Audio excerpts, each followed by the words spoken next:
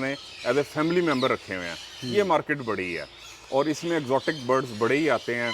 जिस तरह मिनिमम आप देखें तो ये रा पैरट से शुरू होता है। रा लोगों ने एज ए पेट रखे हुए हैं। फिर ग्रे की बोलने की सलाहियत इतनी है कि आप हैरान हो जाएंगे। वो एक 3 साल के बच्चे के बराबर बोल सकता है और आपको इवन बातों का जवाब दे सकता है। अगर वो आपने बच्चा लेकर खुद बड़ा किया है तो वो इतनी की बातें कर सकते, वोकेबलरी उसकी इतनी ज़्यादा है कि आप खुद हैरान हो जाएंगे। वो इवन अगर आप किसी ख़ास तरीके से डोर खटकाते हैं, नॉक करते हैं, तो उसको ये भी पता चल जाएगा कि ये डोर खटकाया है तो अब इकराम साहब ही दरवाजे पर आए हैं। आपकी गाड़ी आकर रुकेगी, वो अंदर विसल शुरू कर देगा। मोबाइल की बेल इतनी अच्छी बजा लेगा कि आप बार बार मोबाइल उठाएंगे कि अब किसका फ़ोन आ गया है। ग्रे जो पैरेट है, ग्रे पैरेट और क्वालिटी। हाँ जी, और मकाओ और काकाटूस जो हैं वो प्लेफुल बर्ड हैं। उनकी बोलने की सलाहियत इतनी नहीं है, वो 2-3-4 लफ्ज़ बोल सकते हैं, वो भी भूल जाते हैं, लेकिन वो प्लेफुल बड़े हैं। प्लेफुल, जैसे ही आपने घर में म्यूज़िक लगना है, काकाटू ने डांस करने लग पड़ना है, मकाओ ने आपके साथ साथ रहना है, तो ये एज ए कंपेनियन बहुत ज़बरदस्त बर्ड है। सही है। अच्छा सर, बिज़नेस के वाले से अगर कोई बंदा करना चाहे तो इन्वेस्टमेंट के वाले से तो काफ़ी रेयर है। आप बताइएगा कि आपके पास इसकी सालाना कितनी मोटेशन मकाओ की या ग्रे की ब्रीड, इनकी कितनी ब्रीड सालाना आ जाती है और सेल आप कैसे करते हैं, कहाँ पे करते हैं, रेट्स क्या है मार्केट के? देखिए, जहाँ तक बिज़नेस का ताल्लुक है, अक्सर लोग गलत इन्फॉर्मेशन में चले जाते हैं। इसको पहले समझने की ज़रूरत है। आपको सेग्रीगेट करने की ज़रूरत है कि कौन से बर्ड ऐसे हैं जिनकी परमानेंट वैल्यू है। सही है। परमानेंट वैल्यू से मुराद है जिनकी इंटरनेशनल वैल्यू है। अगर जैसे मकाओ है, पाकिस्तान में इसकी एक वैल्यू है, वो उससे ज़्यादा वैल्यू अब्रॉड है। सही है। पहले किसी वक्त बराबर होती थी, अब पाकिस्तान की करेंसी डिवैल्यू होने की वजह से, क्योंकि यहाँ से इंपोर्ट एक्सपोर्ट तो हो नहीं रही, तो बाहर बर्ड ये महंगा है, यहाँ सस्ता है। कुछ बर्ड ऐसे हैं जो बाहर से बड़े सस्ते लिए जाते हैं और यहाँ बड़े महंगे बेच दिए जाते हैं। उनकी वैल्यू वक्ती होती है।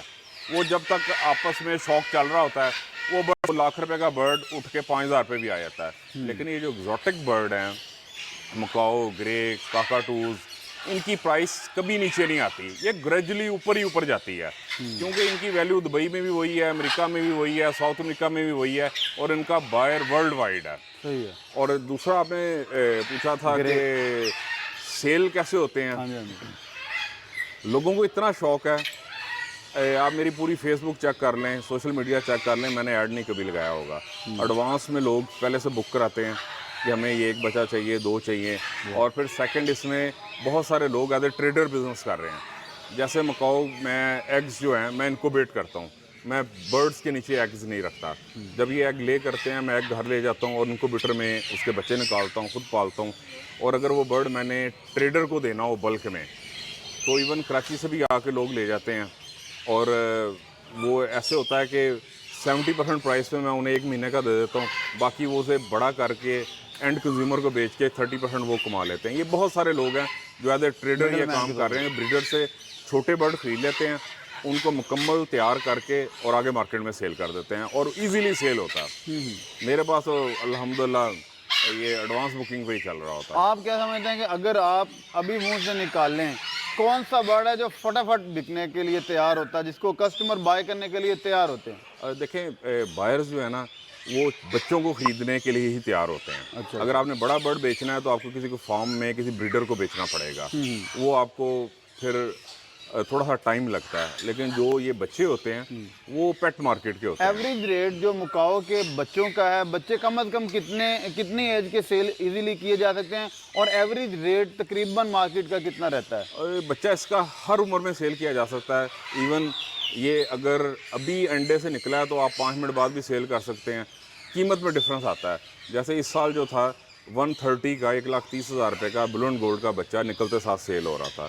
1 महीने का कोई 175 का सेल हो रहा था। और अगर ये मुकम्मल पूरा हो जाए और ख़ुद खाने पीने लग पड़े तो ये तकरीबन 2,50,000 से 2,60,000 रुपये का सेल हो रहा। सर एक जो पेयर है वो कितनी एज में जाके ब्रीडिंग स्टार्ट करता है, मुकाओ कितने अरसे तक ब्रीड करता है, और एक साल में कितने क्लच कर लेता है ब्रीड के, एवरेज बता दीजिएगा।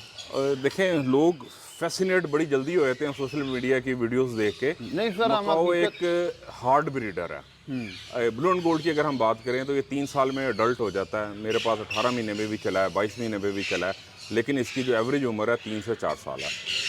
उसके बाद इसकी पेयरिंग है, अगर इसकी पेयरिंग ठीक हो जाए तो ये ब्रीड कर लेता है। फिर इसका फर्टिलिटी का है कि एग जो उसने ले किए हैं फर्टाइल हों, फिर उसके बाद आप पेयर बड़ी मुश्किल से अंडे से बच्चे निकालते हैं। फिर आपको इंक्यूबेशन एक बहुत बड़ी साइंटिफिक जो है फीड। और मकाओ एक ऐसा बर्ड है जिसकी ब्रीड के मतलब आप कंफर्म कुछ नहीं कह सकते कि आपने 1-2 बर्ड बड़े किए हैं तो इन्होंने 3 साल बाद ब्रीड करनी है। सम टाइम 10-10 साल भी कई बर्ड्स को हो गए हैं मेरे पास पड़े हैं, उन्होंने अभी तक ब्रीड नहीं की। जबकि हालांकि मुझे इनकी डाइट का हर चीज़ का मैं ख्याल रखता हूँ, लेकिन उन्होंने ब्रीड नहीं की। तो ये कोई कंफर्म नहीं है मकाओ का कि आपने मकाओ के जोड़े ख़रीद लिए हैं तो आप ये समझें कि इन्होंने कंफर्म ब्रीड करनी है। इनकी डाइट अलग है, हाई फैट टेकिंग बर्ड हैं, इनको आपको हाई फैट देनी पड़ती है, नट्स देने पड़ते हैं। फिर आपको इस चीज़ का ख्याल रखना पड़ता है कि आपने इन्हें फ़ैट जो दी है वो सैचुरेटेड ना हो, अनसैचुरेटेड हो। सैचुरेटेड फ़ैट डिपॉजिट हो जाती है।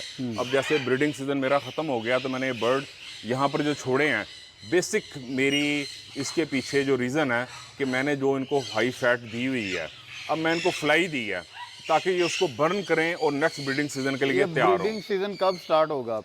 मैं यहाँ पर 1 सितंबर से इनको पेयरअप करता हूँ और 30 जून पे मैं इन्हें एवरी में वापस ले आता हूँ। सही है। अच्छा सर, फाइनेंस के हवाले से बताइएगा कि अगर मकाओ या ग्रे का कुछ सेटअप लगाए, सालाना क्या कमा सकता है और कितने इन्वेस्टमेंट, ऑलमोस्ट कम अज़ कम भी कितने इन्वेस्टमेंट से ये स्टार्ट किया जा सकता है? देखें, अगर आप मकाओ काकाटूज़ में आना चाहते हैं तो पहले आपको इस चीज़ को समझना पड़ेगा कि इसमें टाइम लगता है। आप मिनिमम 5 to 10 ईयर्स का प्लान बनाएंगे। सही है। वाइल्ड बर्ड लोग ले लेते हैं, वाइल्ड बर्ड बड़ी मुश्किल से आपके पास आके सेटल्ड होते हैं, मुश्किल से ब्रीड करते हैं वो। तो आपको बच्चे लेने पड़ेंगे जो सेल्फ हों, उनको 3 साल रखना पड़ेगा और उसका तरीका यही है कि आप कम से कम 5 या 10 पेयर लें। हाँ। और उनको एक साथ जवान करें, फिर उनको पेयर अप करें। उनमें से कोई बच्चे 3 साल बाद चल जाएगा, एक आधा पेयर, एक 4 साल बाद चल जाएगा, कोई 5 साल बाद, कोई 6 साल बाद, कोई 8 साल बाद। इसमें एक ब्यूटी ज़रूर है कि अगर आप इसके बच्चे लिफ्ट कर लेते हैं, बच्चे उठा लेते हैं या आप अंडे लिफ्ट कर लेते हैं, तो इसके पास एक नेचुरल सलाहियत है, ये अपने स्टोलन एग और चिक को रिप्लेस करता है। अगर आपने इसके बच्चे उठा लिए हैं तो ये नेक्स्ट क्लच कर लेता है। सही है। आपने अंडे उठा लिए, नेक्स्ट क्लच कर लेता है। लेकिन उसमें एक बहुत इंपॉर्टेंट चीज़ ये है कि आप उस वक्त इसको खुराक ठीक दे रहे हो। अगर आप इससे दोबारा डबल क्लचिंग या 3 क्लच 4 क्लच ले लेते हैं, 300 पर तो मैं कहता हूँ लेने नहीं चाहिए, बर्ड सफ़र हो जाता है। अगर आपने 3 क्लच भी लेने हैं तो आप